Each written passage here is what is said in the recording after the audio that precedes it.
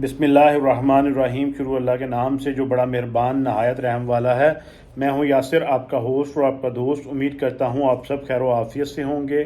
آپ سب نے یہ بات دیکھی کہ کس طرح سے نواز شریف صاحب کو واپس لایا گیا، کس طرح سے ان کے کیسز پر معاملات چلے، اور آج ان کی باقاعدہ طور پر جو ضمانتیں بحال کرنے کا معاملہ ہے اس پر فیصلہ بھی جاری کر دیا گیا ہے۔ اس کے ساتھ ساتھ آج سپریم کورٹ سے بھی ان کو بڑا ہی ایک ٹیکنیکل طریقے سے ریلیف دیا گیا ہے۔ گو کہ کچھ لوگوں کی یہ رائے ہے کہ ان کو ابھی ریلیف نہیں ملا، لیکن میرے مطابق ایک بہت ہی ٹیکنیکل وے میں جو ہے وہ یہ واردات ڈالی گئی ہے۔ یہ آپ سے تفصیلی گفتگو کروں گا۔ عمران خان صاحب کی صحت کے حوالے سے اس وقت بہت پریشان کن جو خبریں ہیں وہ گردش کر رہی ہیں، اس میں کیا حقیقت ہے اور کیا خبریں ہیں وہ آپ کے ساتھ باقاعدہ شیئر کروں گا۔ اس کے ساتھ ساتھ شیخ رشید صاحب نے جو اپنے جانشین ہیں وہ بھی ڈکلیئر کر دیا ہے، اور ساتھ ساتھ اس وقت سائفر کیس میں عمران خان صاحب کے وکلاء کی طرف سے جو آرگیومنٹس دیے گئے ہیں اس نے اب باقاعدہ طور پر سائفر کیس کو اڑا کر رکھ دیا ہے، اور سائفر کیس میں ایک انتہائی اہم ترین موڑ بھی آ چکا ہے جس سے عمران خان صاحب فتح یاب ہوتے ہوئے نظر آ رہے ہیں، اور ایک دفعہ پھر سے جو عمران خان صاحب باقاعدہ طور پر سچے ثابت ہوتے ہوئے نظر آ رہے ہیں۔ اس حوالے سے تفصیلی گفتگو کروں گا۔ اگر آپ نے میرے چینل کو سبسکرائب نہیں کیا تو برائے مہربانی چینل کو سبسکرائب کر لیں اور بیل آئیکن کو دبا دیں تاکہ ہر آنے والی ویڈیو آپ تک پہلے پہنچ سکے، اور آپ سے گزارش ہے کہ ویڈیو کو زیادہ سے زیادہ شیئر اور لائک کیا کریں، اور کمنٹ سیکشن میں اپنی رائے کا اظہار ضرور کیا کریں۔ شیخ رشید صاحب تقریباً 1 ماہ غائب رہنے کے بعد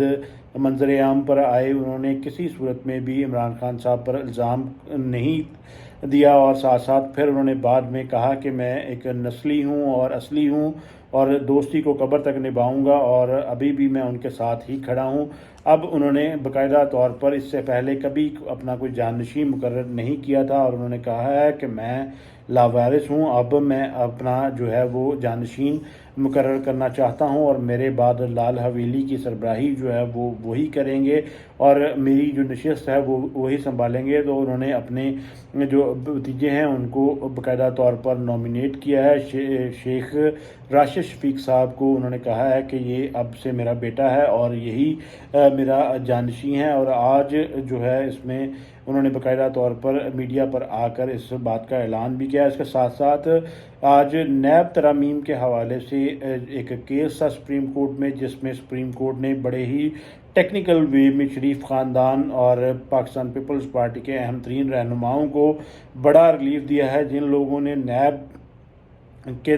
ترامیم کے تھرو بڑے ریلیف حاصل کیے تھے ان کو آج بڑا ریلیف دیا گیا ہے، لیکن کچھ لوگوں کا یہ کہنا ہے کہ ابھی اس پر فیصلہ نہیں ہوا، لیکن میرے خیال میں یہ ایک بڑا ہی ٹیکنیکل وے میں ریلیف دیا گیا ہے، کیونکہ جس طرح سے نواز شریف صاحب واپس آئے اور عدالتوں نے جو کردار ادا کیا، کس طرح سے ان کو حفاظتی ضمانت ملی، اور آج جو ہے ان کی باقاعدہ طور پر ضمانتیں بحال بھی کر دی گئی ہیں، تو اس طرح اب لوگوں نے بہت زیادہ تنقید کا نشانہ بنایا، عدالتوں سے لوگوں کا بھروسہ جو ہے وہ اٹھ چکا تھا، تو اس ساری چیز کو باقاعدہ طور پر ہینڈل کرنے کے لیے اس میں تھوڑا سا ڈیلے کیا گیا ہے، اور عدالت نے جو ٹیکنیکل طریقے سے ان کو ریلیف دیا ہے اس میں انہوں نے آج نیب کو حکم دیا ہے کہ جتنی بھی درخواستیں اس قوانین کے تحت ریسٹور ہوئی ہیں ان پر آپ اپنی کارروائی جاری رکھیں، لیکن کوئی بھی کسی قسم کا حتمی فیصلہ نہ کریں، اور ساتھ ساتھ آج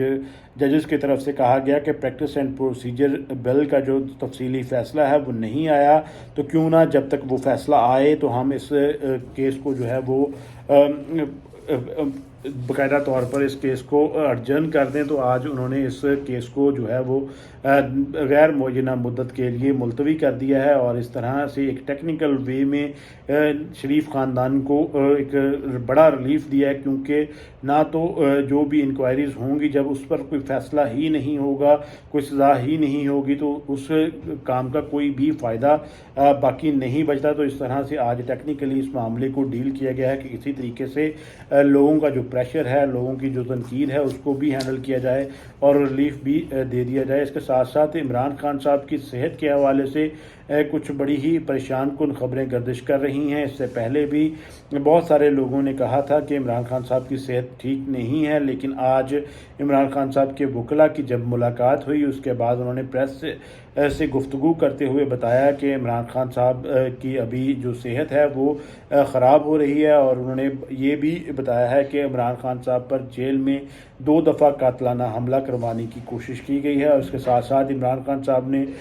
خود اپنے وکلاء کو یہ بات کہی ہے کہ آپ عوام کے ساتھ یہ بات شیئر کریں کہ مجھے اب یہاں پر سلو پوائزننگ دی جا رہی ہے، اور میں اپنی باڈی میں جو تبدیلیاں ہیں وہ آبزرو کر رہا ہوں، تو مجھے لگ رہا ہے کہ جیسے مجھے سلو پوائزننگ دی جا رہی ہے۔ تو اس طرح یہ وکلاء نے آج آ کر ان کا ہو بہو بیان عوام کے سامنے رکھا ہے، اور یہ بڑی ہی تشویشناک بات ہے، کیونکہ ماضی میں بھی دیکھا گیا جتنے بھی گواہان یا پھر جو افسران تھے میاں صاحبان کے کیسز میں، ان کو کس طرح سے اچانک ہارٹ اٹیک ہوا اور موت واقع ہوئی، اور اسی وقت عمران خان صاحب نے ایک اپنے بیانیہ بھی بنایا تھا کہ ان کو سلو پوائزن کے تھرو جو ہے وہ قتل کیا جا رہا ہے، کیونکہ اس میں ان کے کھانوں میں کچھ اس طرح کا سبسٹانس جو ہے وہ ملا دیا جاتا ہے کہ کچھ عرصے بعد آپ کو ہارٹ اٹیک آتا ہے، جس سے آپ کی ڈیتھ جو ہے وہ ہوتی ہے۔ تو اس طرح کا ہی معاملہ جو ہے اب عمران خان صاحب کے ساتھ بھی پیش آ رہا ہے۔ یہ بہت ہی ایک تشویشناک صورتحال ہے عوام کے لیے، پاکستان تحریک انصاف کے کارکنان کے لیے، ان کے سپورٹران کے لیے۔ تو اس سے پہلے بھی تحریک انصاف بہت دفعہ اس بات کی استدعا کر چکی ہے کہ ان کو گھر کے کھانے کی اجازت دی جائے، لیکن ایسا نہیں کیا گیا، اور اگر عمران خان صاحب کو خدا نخواستہ کچھ ایسا ہوتا ہے تو یہ بات ثابت ہو جائے گی کہ ان کو سلو پوائزن کیا گیا ہے اور ان کو کس طرح سے جو ہے وہ رستے سے ہٹایا گیا۔ تو اس وقت جو ہے اس معاملے میں کافی تشویشناک صورتحال پیدا ہوئی ہے۔ اب دیکھنا یہ ہوگا اس میں عدالتیں کیا کردار ادا کرتی ہیں، کیا عمران خان صاحب کو گھریلو کھانے کی اجازت دی جاتی ہے یا نہیں۔ اس کے ساتھ ساتھ سائفر کے حوالے سے بہت بڑی اپڈیٹس آئی ہیں۔ سائفر کے حوالے سے بہت بڑا پروپیگنڈا کیا گیا۔ ایک وقت میں مسلم لیگ نون اور پی ڈی ایم کی جماعتیں اس بات کو تسلیم کرنے کے لیے ایگری نہیں تھی کہ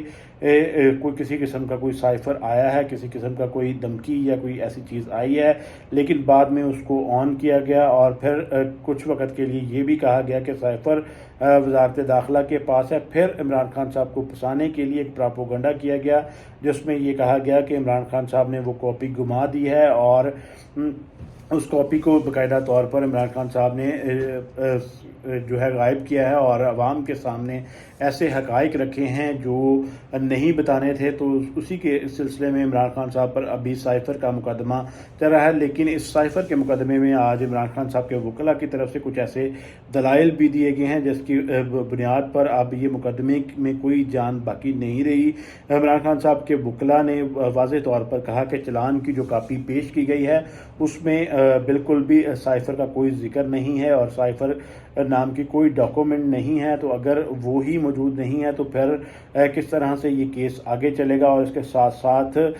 یہ بھی اعتراض اٹھایا گیا کہ کس طرح سے آفیشیل سیکرٹ ایکٹ کا جو معاملہ ہے وہ انسداد دہشت گردی کا ایک عدالت جو جج ہے وہ سن رہا ہے، جبکہ کسی بھی جج کو لگانے کا استحقاق باقاعدہ طور پر چیف جسٹس کے پاس ہوتا ہے، وہ اپنی جو کابینہ ہے اس کے ساتھ مشاورت کے ساتھ جج لگاتے ہیں، لیکن یہاں پر حکومت کی جانب سے ڈھونڈ کر جج لگایا گیا۔ تو یہ بھی ایک اہم پوائنٹ تھا۔ اس طرح سائفر جو ہے اب کمزور ہوتا ہوا نظر آ رہا تھا، لیکن رات کے سمر عباس صاحب کی طرف سے ایک بڑا انکشاف کیا گیا، اور انہوں نے بتایا کہ سائفر کی جو گم کاپی تھی وہ باقاعدہ طور پر سیل بند ہی مل چکی ہے، اور انہوں نے باقاعدہ طور پر اس بات کی تفصیلات جو ہیں وہ بھی بتائی ہیں، اور انہوں نے کہا ہے کہ یہ سائفر جو ہے ملا ہے اس کو اب باقاعدہ طور پر نگران حکومت نے کابینہ کی منظوری سے جو ہے وہ کیبنٹ ڈویژن سے لے کر اب دوبارہ سے وزارت داخلہ کو بھیج دیا ہے۔ تو اس طرح یہ جو ایک بڑا عمران خان صاحب پر الزام تھا کہ عمران خان صاحب نے سائفر کی کاپی گما دی ہے، تو یہ الزام تو اب بالکل ختم ہو چکا ہے۔ تو دوسرا یہ الزام ہے کہ عوام کے سامنے انہوں نے یہ حقائق کیوں رکھے؟ تو یہ بالکل آلریڈی ان کے وکلاء ایک پلی لے چکے ہیں کہ اس سے وہ ان کو استثناء حاصل ہے، کیونکہ عمران خان صاحب اس وقت وزیر اعظم تھے اور وزیر اعظم کو استحقاق حاصل ہے کہ وہ